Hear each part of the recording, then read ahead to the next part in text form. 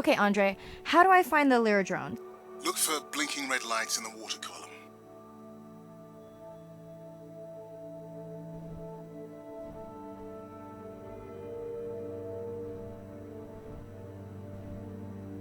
No need to get too close. You can activate the lure from there.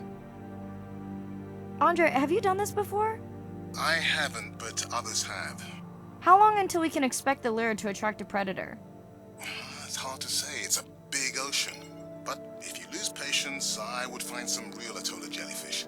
I have a feedback system set up to improve the lure as you scan them. Of course you do. For those watching, we will be scanning these Atolla jellyfish to make sure Andre's lure matches the real thing. It does, but it can always be refined. Not much confidence in humanity, but plenty in himself. Got the jellyfish scans, though Andre doesn't need them. In truth, they should improve the lure. I would not waste your time. Getting a few impolite comments on the screen pointing out that giant squid don't feed on Atolla jellyfish. They're right. Actually, the Atolla puts on this light show when under attack, in order to lure creatures big enough to eat their attacker.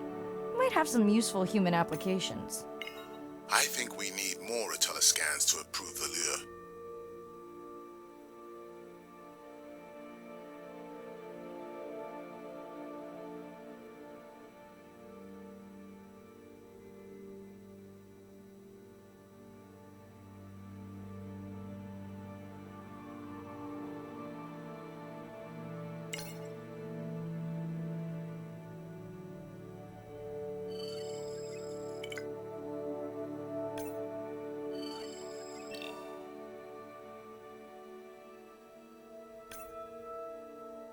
Okay, whose idea was it to live stream this particular dive? I am glad I can't see the comments. I would agree. My grandmother had a saying for times like this. I'm not going to try my grandmother's accent on a live stream, but loosely translated, it means if you get bored waiting for a giant squid, you can always go to a bride pool. That's a pretty specific saying.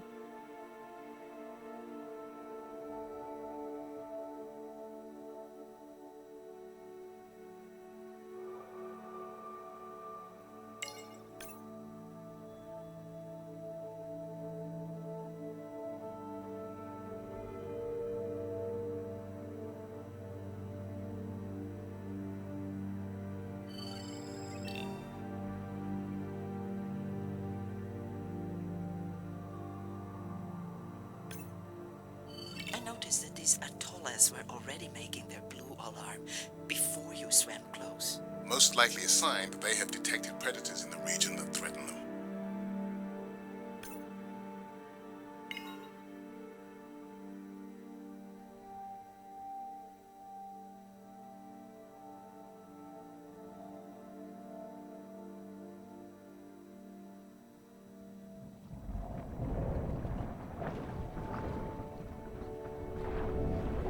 That gave me a chill. Oh.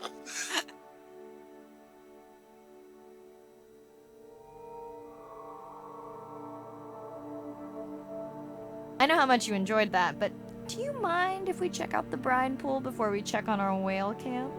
If you insist. You got what you wanted. This is my giant squid. Is that another one of your grandmother's sayings? No, but she often used this one. Hurry up and collect my specimens for me. What an expressive language. It's no giant squid, but I promise you, you won't have to wait to find it.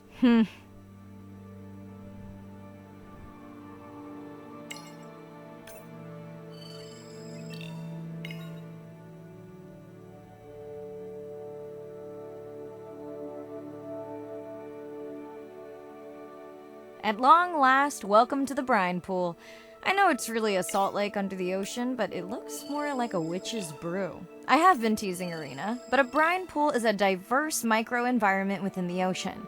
It has its own ecosystem. And each one is unique. So that means the microbiology is unique and could hold groundbreaking solutions to human problems. Each time I take new samples into a lab here on this ship, it's this magical discovery moment where I tingle all over.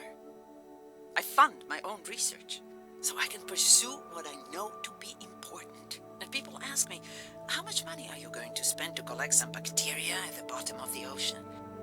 If these bacteria hold the cure for a disease that relieves even just a small amount of human suffering, how do you put a price on that? That is some giant squid.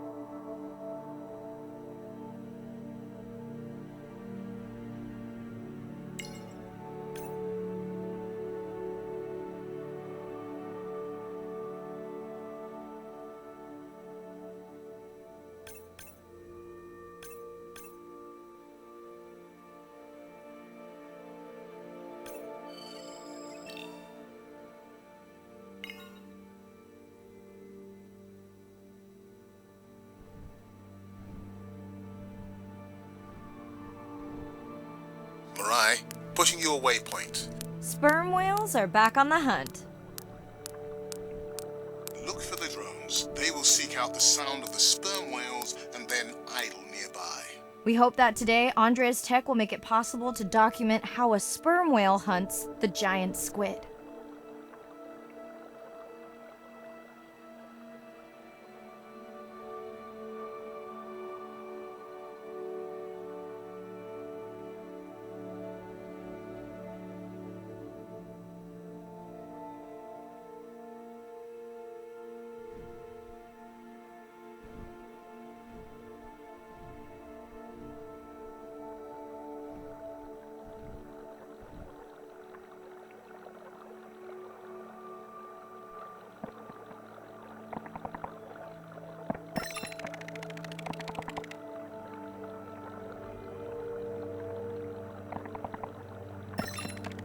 Let's go tag some sperm whales so we can eavesdrop on their hunting. One of our viewers wants to know if there is a problem with the link, since the waypoints keep appearing and disappearing. No problem. The drones are in stealth mode, so they will only track the whales by sound. I better swim fast.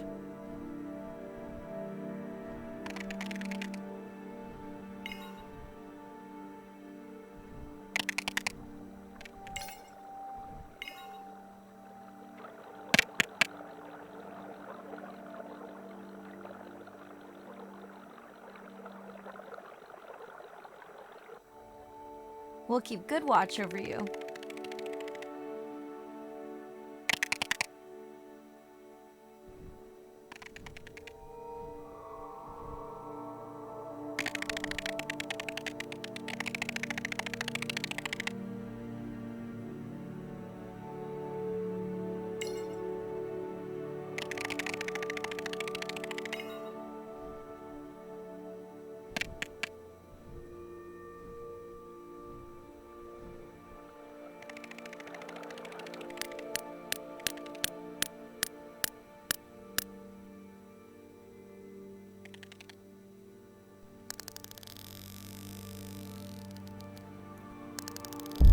Whoa!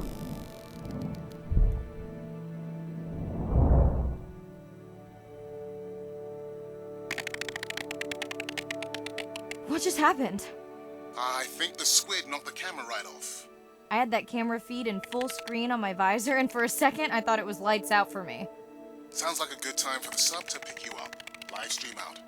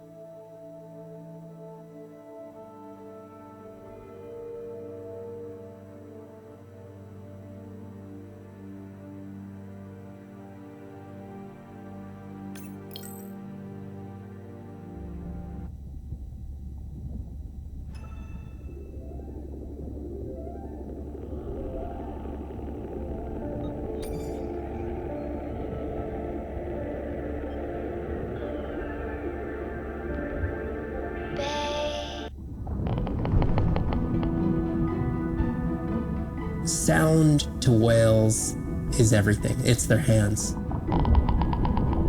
These are animals with the biggest brain on Earth and the most powerful sonic apparatus. They spend a lot of their time deep down. They're diving for an hour at a time in darkness. Just like a submarine is echolocating, they ping a signal out and then they wait for that signal to bounce off something and come back as the signal. And from that information, they could get an idea of what's there. They constantly click, and that click sometimes can be really loud, and you can feel it in your body. It's like going to a DJ and feeling that bass. Once I had an experience with a sperm whale. It clicked, my ears almost like bounced back. It's really an amazing feeling, you know. You don't develop a huge, complicated brain if you're not using it. Whales have little channels of communicating where they could talk to each other hundreds of kilometers away using sound. Sperm whales make clicks in sort of rhythmic patterns that we call codas. Any family might have 20 to 25 different coda patterns that they use when they're having conversations with each other. And some of them are unique to different places in the world. In the Eastern Caribbean, they make a lot of what we call a 1 + 1 + 3. That sounds kind of like this. And that's only ever been recorded in the Caribbean. And it's been identical for the last 35 years. These are really different ways of life that are being labeled by these coda patterns. In the same way that human language is kind of a shorthand for where you come from. You can make a lot of missteps when traveling simply by speaking incorrectly or introducing yourself differently. Do you hug? Do you shake hands? Do you bow?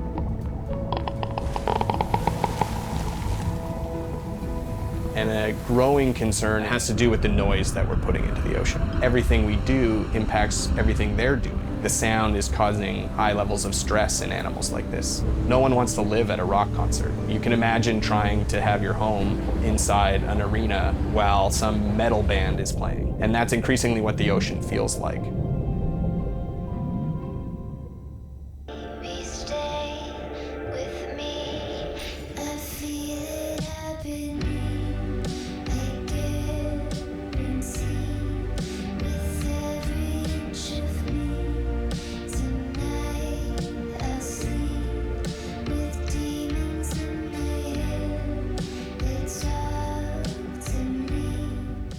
It's Irina. Since there's no dive today, I'm going to lose myself in the wet lab to work on those samples you sent up from the brine pool.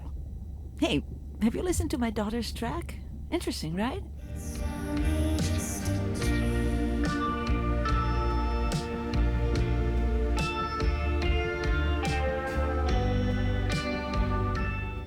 Mirai, remember the tag we found on the turtles? I put it out on the network and I got the strangest message back. I'm going to take a tender to a small island nearby and check it out. I'll explain everything later. Still no mapping drone, by the way.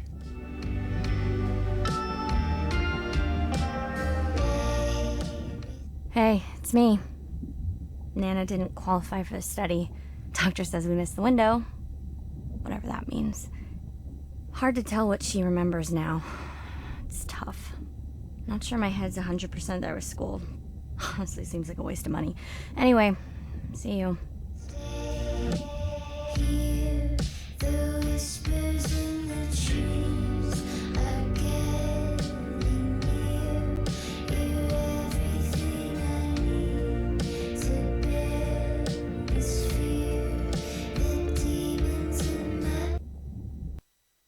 Day 13.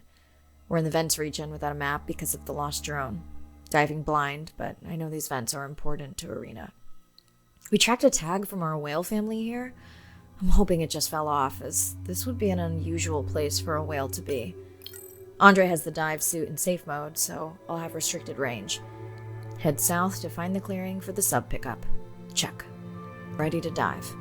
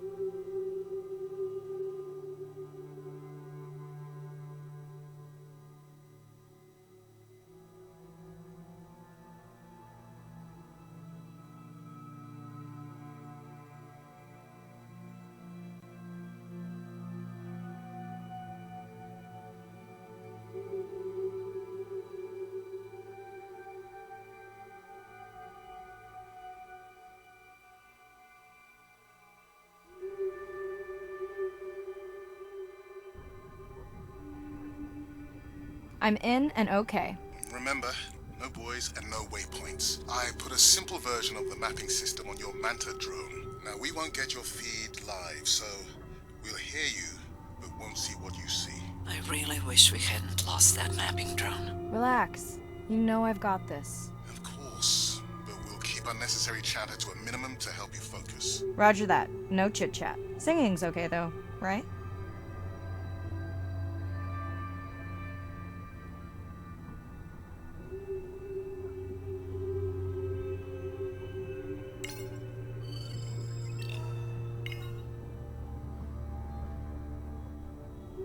Irina, how will I know the difference again between a dormant vent and a live vent? Well, the live vents would have 400-degree water streaming out, so that's one way. Check. Wide berth on the live hydrothermal vents. Sorry, I thought my mic was muted. This is a dormant field. No live vents.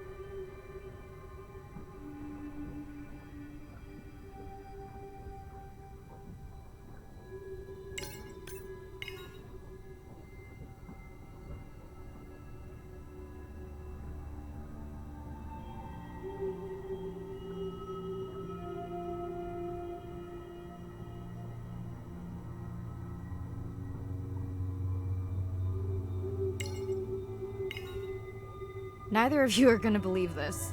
I think I found the mapping drone. Really? No way. Can you scan it to make sure? Scan confirms. I thought you programmed it to track the noise from the miners. I did. I definitely did. Maybe you never committed the change. You were pretty exhausted that night. Maybe.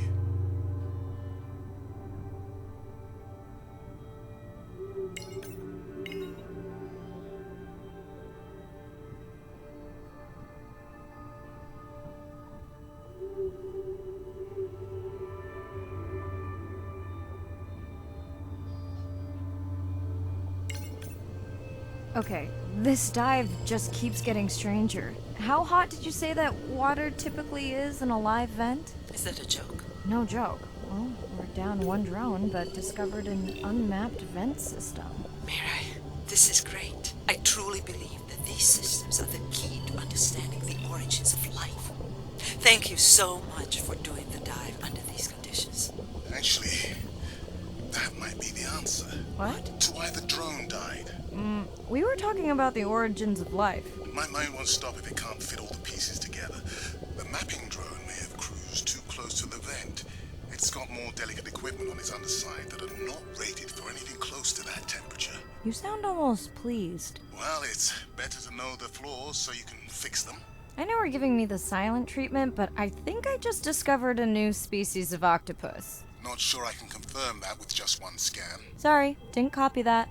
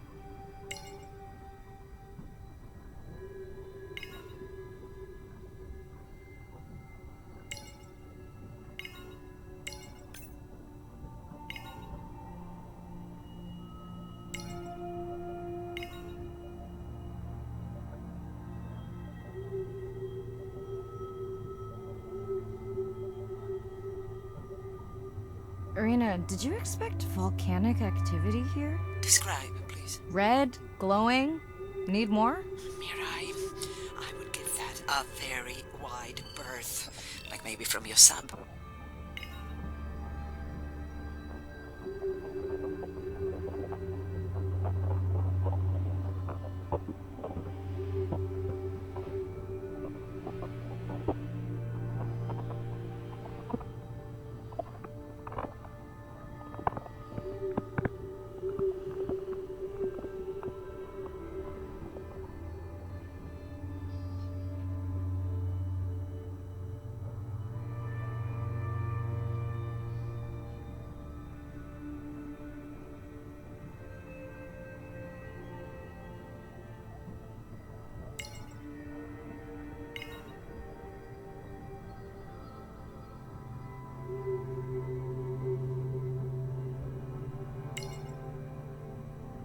Are you kidding me? Describe, please. I can't. I mean, I don't want to. Mirai, you're making me uneasy. Seriously, we'll look at it together when I'm done with the dive.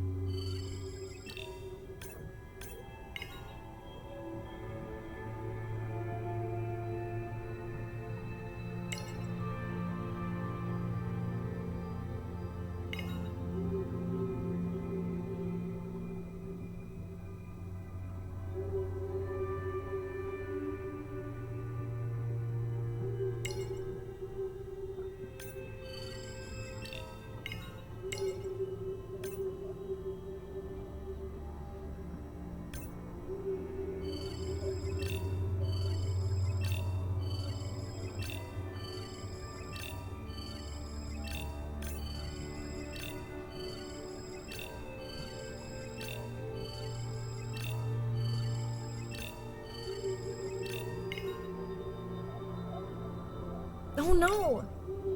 What happened to you? Were you sick?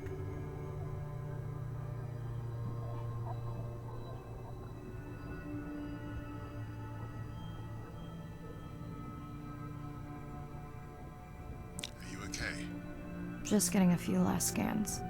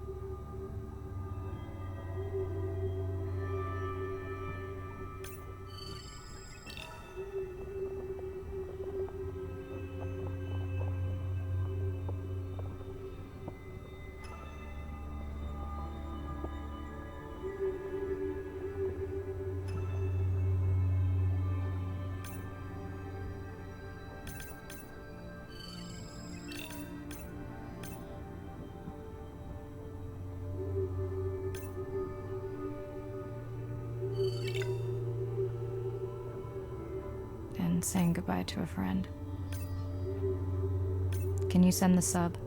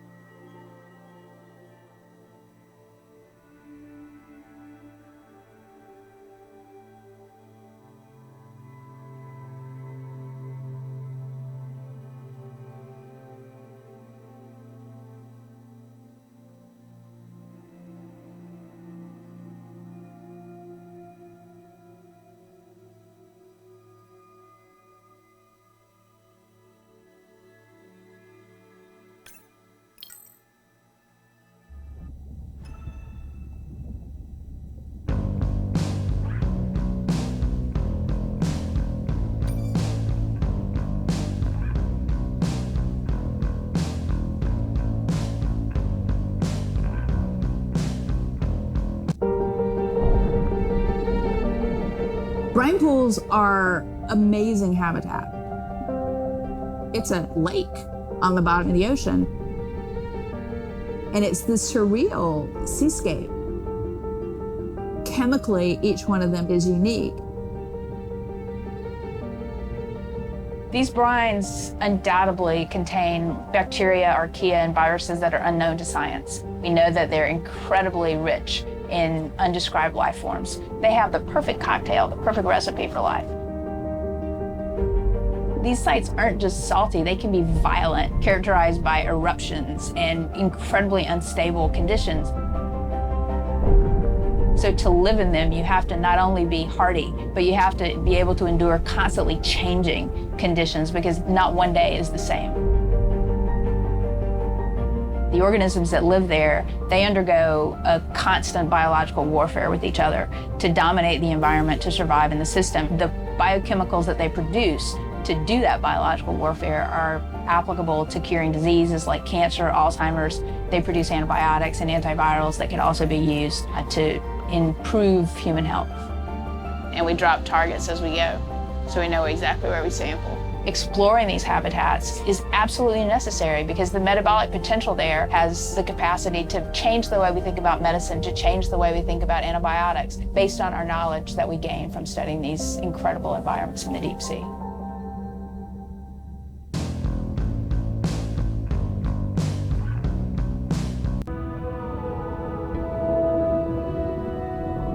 Imagine if I was sent in to go study the Mona Lisa and I come in with a pair of snippers and I'm like, I'm gonna need to cut this baby up a little bit to see what kind of chemical composition is going on there. Like, you wouldn't do that, right?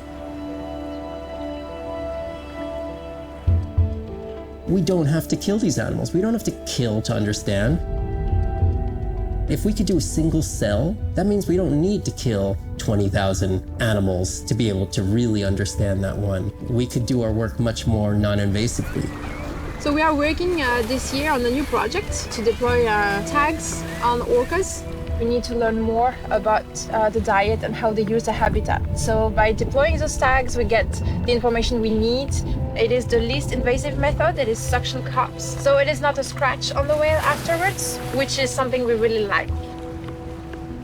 In the deep sea, we use these like robotic claws from the oil and gas industry that gets you the sample, but this is so archaic. So we've been designing something called squishy robot fingers, which are ways to be gentle when we study the deep sea. But I think we could even take this another level. There's some organism, we quickly encase it. It's like a medical checkup. We give it a swab to get its genome. We image it from all directions. We open it up, the animal goes away, and we have more information than we've ever had before. These animals are Mona Lisas. Our perception of them should change. We should be more delicate.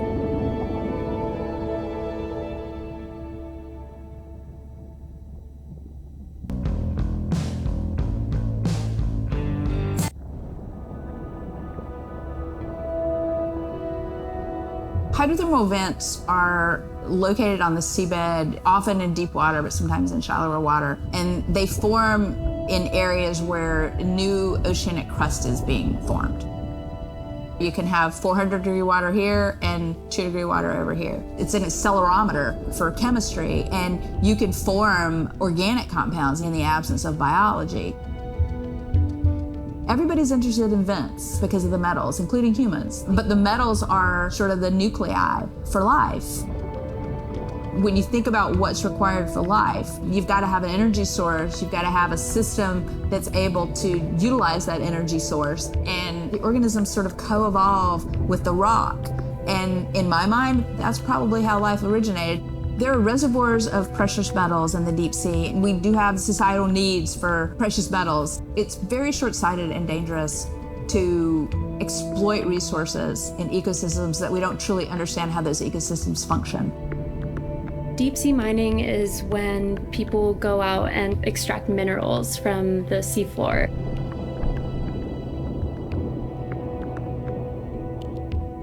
People do this because a lot of the minerals that we have on land are actually being depleted, like copper and zinc, so we're looking to the ocean to get those minerals. We want these minerals for solar panels primarily, and we want them for cell phone boards. It's necessary to advance society and get us off fossil fuels. We simply have no idea about the environmental consequences of a lot of these actions that we're taking in the deep sea. We have tended to go for the quick benefit and we'll deal with the consequences later. Well, I think that has caught up with us. We don't know enough right now to effectively, selectively mine the deep sea without catastrophic consequences. The science has always lagged behind the industrialization. I would like for once to see the science ahead of the industrialization and have the science define the limits of the industrialization.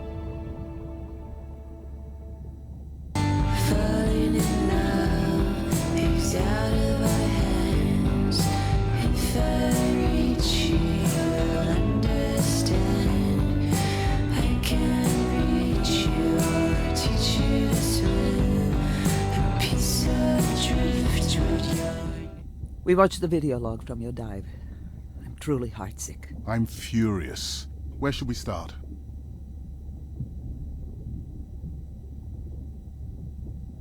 The destroyed vent. I couldn't believe how badly the seabed was chewed up.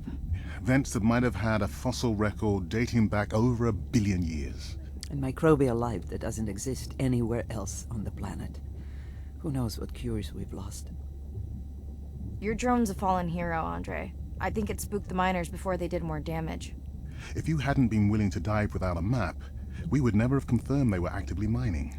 Who gets the satisfaction of turning them in? We were debating that before you came on. I vote for Andre, in honor of his fallen drone. Agreed. Now tell us about the whale fall. Could you ID the whale? The whale fall was definitely from the baby's family. The tail fluke was intact enough to scan it. But you are sure it wasn't the mother? It wasn't the mother. The ID matched another whale we know from her family.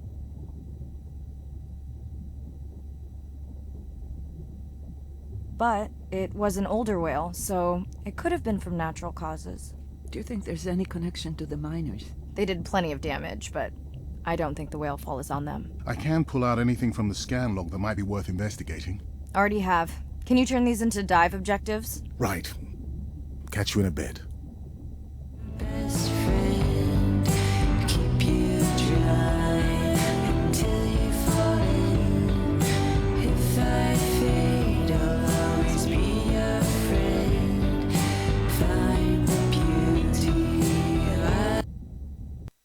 Day 14.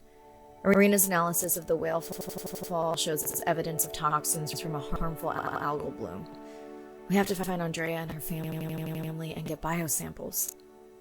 On a positive note, Andre's side trip was a success. He found an amazing group of teens who have been nurturing the turtle population back to health. Running out of dive time, especially if I go home early. Ready to dive.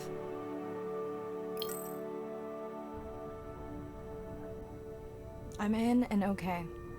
This area looks so different at night. I used to love diving in the moonlight. The pod was active in this area as recently as an hour ago. When was the last tracking data for the baby or its mother? Days ago. But they could be with the pod right now and just not making any noise.